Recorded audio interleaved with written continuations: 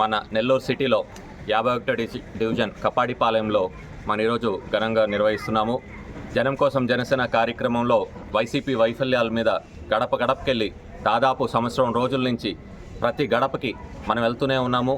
ప్రజల్లో ఈ వైసీపీ వైఫల్యాల గురించి మనం వివరిస్తుంటే వాళ్ళే అసలు ఎంతో ఆవేదన వ్యక్తం చేస్తున్నారు. ఈ వైసీపీ పాలనలో మేము బతకలేకపోతున్నాము, కరెంట్ ఛార్జీలు విపరీతంగా పెరిగిపోయినాయి, అదేవిధంగా నిత్యావసర వస్తువుల ధరలు పెరిగిపోయినాయి, నెల్లూరులో క్రైమ్ ఎక్కువైపోయింది, దోమల సమస్య ఎక్కువ ఉంది, అదేవిధంగా చెత్త పన్ను, ఇంటి పన్ను, నీటి పన్ను అని అందరిని ఇబ్బంది పెడుతున్నారు.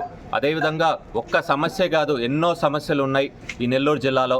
అదేవిధంగా ప్రతి ఒక్కరూ రాష్ట్రంలో అందరూ కూడా ఒకటే కోరుకుంటున్నారు, వైసీపీ విముక్తి ఆంధ్రప్రదేశ్ కోరుకుంటున్నారు, వైసీపీ విముక్తి నెల్లూరు జిల్లా కోరుకుంటున్నారు.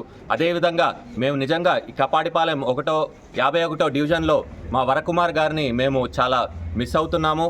ఆయన దురదృష్టశాతం చనిపోయినారు.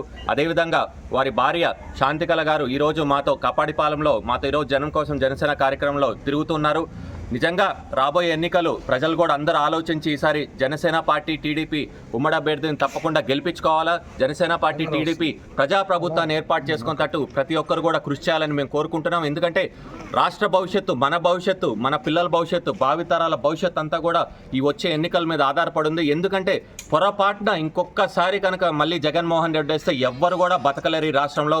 అందరూ కూడా పెట్టిపేడ పెట్టుకొని పక్క రాష్ట్రాలకు వెళ్ళిపోయే పరిస్థితి వచ్చిందని ప్రజలందరూ కూడా బాధపడుతున్నారు. కానీ ప్రజలు కూడా ఒక నిర్ణయానికి వచ్చారు.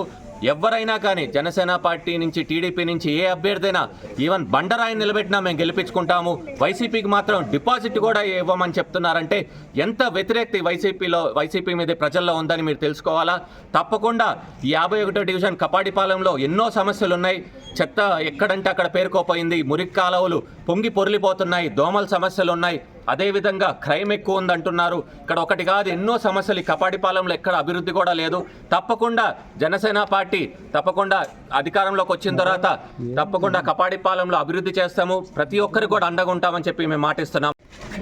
ఈ జనం కోసం జనసేన అనేటువంటి కార్యక్రమంలో వరకుమార్ యొక్క ఆశయాలు, వరకుమార్కి ఉన్నటువంటి ఉద్దేశము కపాడిపాలెంలో ఒక అభివృద్ధి కావాలి, కపాడిపాలెంలో అభివృద్ధి చేయాలి అనేటువంటి ఉద్దేశంతో అతను చాలా ముందు ఉన్నారు.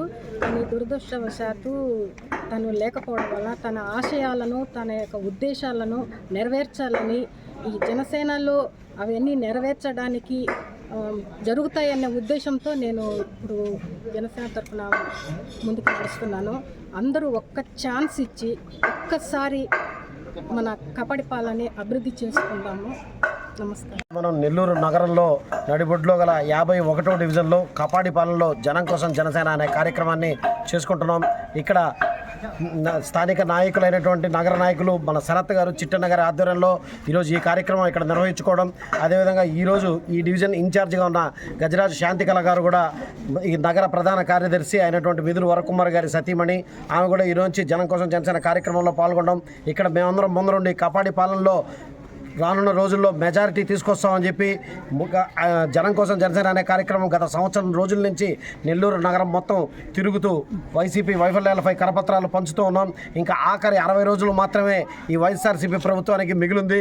రానున్న రోజుల్లో జనసేన తెలుగుదేశం పార్టీ ప్రభుత్వాన్ని పవన్ కళ్యాణ్, చంద్రబాబు నాయుడు గారి సారథ్యంలో మేము సాధించుకుంటామని చెప్పి కపాడిపాలెం వాసులే ముందరకు వచ్చి మాకు తెలియజేయడం నిజంగా చాలా సంతోషంగా ఉంది. ఈరోజు నుంచి మేము మెజారిటీ దిశగా ఈ కపాడిపాలెంలో మేము మెజారిటీ సాధించాలని చెప్పి ముందరికి వెళ్తున్నాం అని చెప్పి తెలియజేసుకుంటూ సెలవు తీసుకుంటాను. జై హింద్, జై జనసేన. మరెన్నో వీడియోల కోసం మా ఛానల్ ని సబ్స్క్రైబ్ చేసుకుని పక్కనే ఉన్న బెల్ ఐకాన్ ని క్లిక్ చేసి యాక్టివేట్ చేసుకోండి.